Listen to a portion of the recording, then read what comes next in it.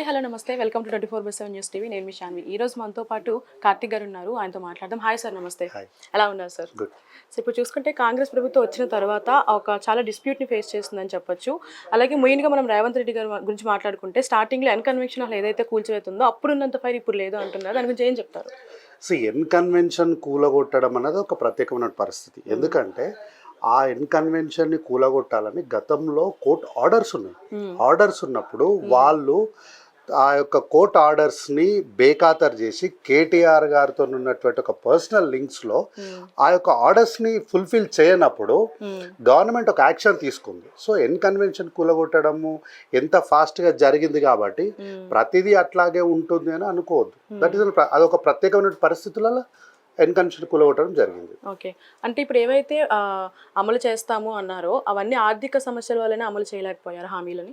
100% అంతే కదా మేడం. ఇప్పుడు ఇంత ఆర్థికమైనటువంటి సంక్షోభం ఉన్నప్పటికీ కూడా రాష్ట్రంలో కాంగ్రెస్ పార్టీ ప్రతి పథకాన్ని కూడా ప్రజలకు ఏ విధంగా చేరవేయాలి, ఎట్లా చేరవేయాలనే రోజుకు 18 గంటలు ముఖ్యమంత్రి గారు, అంటే మనం 10 సంవత్సరాల ఈ తెలంగాణ రాష్ట్రంలో ముఖ్యమంత్రి అనేట ఆయన సచివాలయంకి వచ్చి అధికారులతోని ఏం జరుగుతుంది రాష్ట్రంలో అనేది అడగని పరిస్థితుల్లో నుంచి ముఖ్యమంత్రి గారు రోజు 18 గంటలు సచివాలయంలో కూర్చొని రివ్యూ చేసుకుంటూ ప్రతి పథకాన్ని ఎట్లా అమలు చేయాలని ఆలోచిస్తున్నారు. కాబట్టి ఈరోజు మేము ఇచ్చినటువంటి 6 గ్యారంటీల్లో మేము ఇప్పటివరకు బ్యాలెన్స్ ఉన్నది 2 గ్యారంటీలు. ఆల్మోస్ట్ అన్ని గ్యారంటీలు కూడా మేము ఫుల్ఫిల్ చేసినటువంటి పరిస్థితి రాష్ట్రంలో. ఓన్లీ మహిళలకు ఇవ్వాల్సిన 2,500, పెన్షన్ ఒక 4,000 ఇస్తామన్నాం. ఆ 2 పథకాలు మాత్రం బ్యాలెన్స్ ఉన్నాయి. అవి కూడా త్వరలో ఈరోజు మనం చూసినట్లయితే గతంలో ఉన్నప్పటికీ ఈ రోజుకి కాంగ్రెస్ పార్టీ అధికారంలోకి వచ్చినప్పటి ఆర్థిక పరిస్థితులకి ఇప్పుడున్నటువంటి ఆర్థిక పరిస్థితులకి ఒక మంచి అంటే మంచి మెరుగైనటువంటి సందర్భాలు ఉన్నాయి. కాబట్టి డెఫినెట్గా అన్ని హామీలను నెరవేరుస్తాం.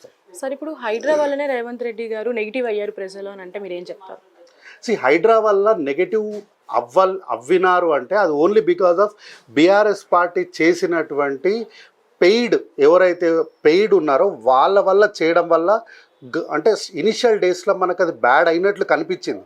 కానీ ఎప్పుడైతే రేవంత్ రెడ్డి గారు ఆ యొక్క మూసీ నది పరివాహక ప్రజలతో కానీ హైడ్రా బాధితులతో కానీ ఒక సమావేశం పెట్టి సభలో మాట్లాడి జవహర్ నగర్లో కానీ లేదంటే ఇక్కడైతే డబుల్ బెడ్రూమ్ మిగిలిన ఇండ్లు వాళ్లకు శాంక్షన్ చేసినప్పుడు ఏ ప్రజలైతే రేవంత్ రెడ్డి గారిని ముఖ్యమంత్రి గారిని తిట్టిరో అదే ప్రజలు మళ్ళీ ఇదే మీడియా దగ్గరికి వచ్చి రేవంత్ గారిని మేము తిట్టినాము, అది మా తప్పు, మమ్మల్ని క్షమించండి అని చెప్పినటువంటి పరిస్థితిని కూడా మనం చూసినాం. కాబట్టి బీఆర్ఎస్ పార్టీ ఈ వ్యతిరేకతను పెంచి పోషించాలని కృత్రిమమైనటువంటి ఈ యొక్క వ్యతిరేకతను సృష్టించినప్పటికీ కూడా అది కొన్ని రోజులు ఉంటుంది. కానీ ప్రజలకు నిజం అర్థమైన రోజు అది నిలబడట్లేదు. కాబట్టి అది తేలిపోయినప్పుడు ఎక్కడ దొంగలు అక్కడ తేలిగుట్టిన దొంగల్లాగా అందరు గమ్ము ఉంటున్నారు. ఓకే, సో ఇప్పుడు హైడ్రా విషయంలో రేవంత్ రెడ్డి గారు తన మన అనే ఒక వివక్ష చూపిస్తున్నారు అని అంటూ కూడా బయట చర్చ నడుస్తుంది. దానికి ఏం చెప్తారు సార్? నో, అట్లా ఏం లేదండి. ఇప్పుడు తన మన అని అట్లా అనుకుంటే మనము మీకు పల్లం రాజు గారు తెలిసే ఉండాలి. ఆయన కేంద్ర మంత్రిగా ఈరోజు కూడా సోనియా గాంధీ గారిని అపాయింట్మెంట్ లేకుండా నేరుగా కలవగలిగినటువంటి కాంగ్రెస్ పార్టీ నాయకుల్లో పల్లం రాజు గారు ఒకరు. కాబట్టి ఆ యొక్క హైడ్రా కూల్చివేతల్లో ఫస్ట్ కూలగొట్టిందే పల్లం రాజు గారు. వాళ్ళ బిల్డింగ్స్నే కూలగొట్టింది. నిజంగా తన్నామని అనుకుంటే పల్లం రాజు గారు రాహుల్ గాంధీ గారితో ఒక్క ఫోన్ కాల్ చేయించే పరిస్థితి లేకుండా అట్లా ఏం లేదు. హైడ్రా అనేది డెమాలిషన్ అంటే డెమాలిషన్ అంతేగాని గోడలకు హోల్స్ పెట్టి సెటిల్మెంట్లు చేసే అలవాటు కల్వకుంట్ల తారక రామారావుకు ఉంటుంది, కానీ కాంగ్రెస్ పార్టీకి రేవంత్ రెడ్డి గారికి ఉండదు అట్లా. సార్, ఇప్పుడు చూసుకుంటే దానం నాగేంద్ర గారు మన రేవంత్ రెడ్డి గారి కోసం ఒక స్టేట్మెంట్ ఇచ్చారని చెప్తున్నారు. దాని గురించి ఏం చెప్తారు సార్? దానం నాగేందర్ గారు మాట్లాడిన దాంట్లో ప్రభుత్వానికో రేవంత్ రెడ్డి గారికో వ్యతిరేకంగా మాట్లాడినారని అనుకోవద్దు. ఎందుకంటే కాంగ్రెస్ పార్టీలో ఎవరిది కూడా ఏకచిత్రాధిపత్యం అనేది ఉండదు. ప్రతి శాసనసభ్యుడు కానీ ప్రతి కార్యకర్త కూడా తను అనుకుంటున్న విషయాన్ని చెప్పడం అనేది కాంగ్రెస్ పార్టీ వారికి ఇచ్చినటువంటి స్వేచ్ఛ, హక్కు.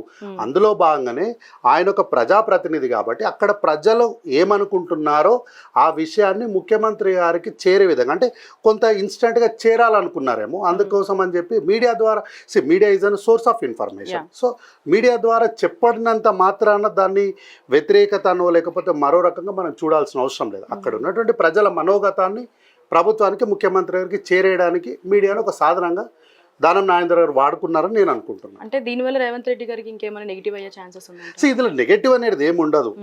ఈ సందర్భం జరిగినప్పుడు శాసనసభ్యులు ఒక అంశాన్ని ప్రభుత్వం దృష్టికి, ముఖ్యమంత్రి గారి దృష్టికి తీసుకొచ్చినప్పుడు ముఖ్యమంత్రి గారు కూడా దానిపైన ఏ విధంగా ముందుకెళ్తే ప్రజలకు మనం మేలు చేయగలమని సమీక్ష జరిపిన తర్వాత నిర్ణయం తీసుకుంటారు. కాబట్టి ఒక సందర్భం వచ్చినంత మాత్రం దాని వ్యతిరేకత అని మనం ఎప్పుడు కూడా తీసుకోవద్దు. అంటే ఇది ఏంటి అంటే బీఆర్ఎస్ పార్టీ వాళ్ళకు 10 సంవత్సరాలు వాళ్ళపైన ఉన్నటువంటి వ్యతిరేకతను ఈ ప్రభుత్వం పైన చిత్రీకరించడానికి కృత్రిమంగా చేస్తున్నటువంటి ఒక అరాజకమైనటువంటి క్రీడ.